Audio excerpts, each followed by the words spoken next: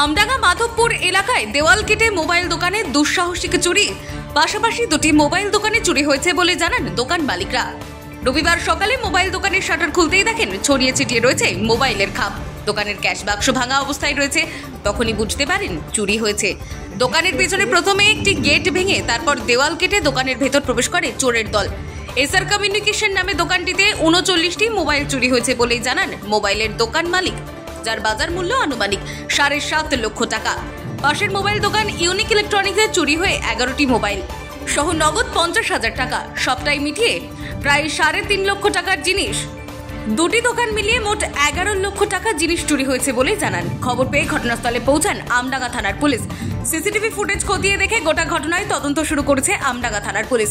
এই ঘটনায় চাঞ্চল্য ছড়িয়েছে মাধবপুর বাজারের ব্যবসায়ী মহলে। Bureau report, NB Bangla media. সকালে যখন দোকানটা খুলি তখন আমি দেখছি যখনই শাটারটা তুলি তোলার পরে দেখছি আমার পেছনের দিকে দেয়ালটা কাটা আছে। আর তারপর দেখছি আমার স্টক মেলাচ্ছে, স্টক থেকে আমার মোবাইল যতগুলো মোবাইল ছিল এখানে, আমার মোবাইল সব মোবাইলগুলো সব নিয়ে গেছে, প্লাস আমার মোবাইলের বক্সগুলো ফেলে রেখে চলে গেছে। ঠিক আছে, এই ধরনের দুঃসাহসিকতা কিভাবে কে করেছে জানি না।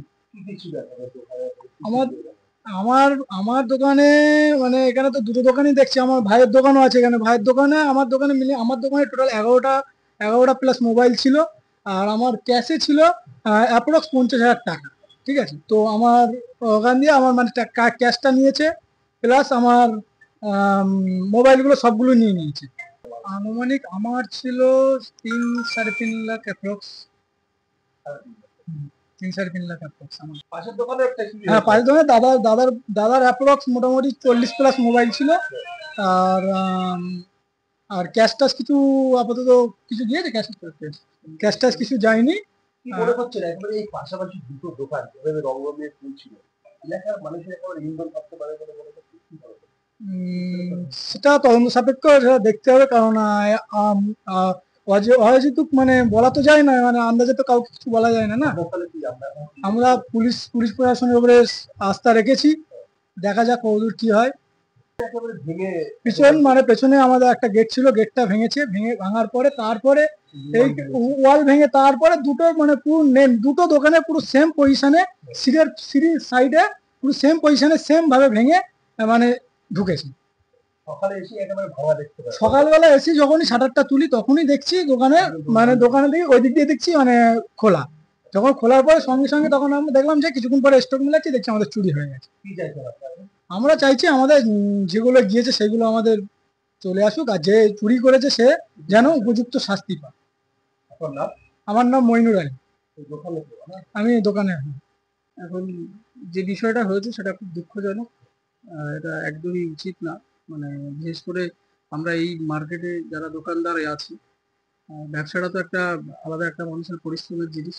তো আমি সকালে যখন ফোন করলাম একজন আমাকে যে দোকানে এরকম ভাবে দোকান ভেঙে চুরি করা হয়েছে, দুটো দোকানই হয়েছে, এবং আমারটা এবং আমার পাশের দোকানটা দুটোই। সেখানে যতগুলো মোবাইল স্টক ছিল সেগুলো নিয়ে নিয়েছে, প্লাস আমার দোকানে প্লাস 30 প্রায় 38-39টা মোবাইল ছিল, যেগুলো পুরোপুরি পেছনের দেয়াল ভেঙে সেখানে তারা ঢুকে পুরোপুরি মোবাইলগুলো সব বার করে নিয়ে ফোনের বাক্সগুলো বাইরে ফেলে ফোনগুলো যথারীতি নিয়ে চলে গেছিল।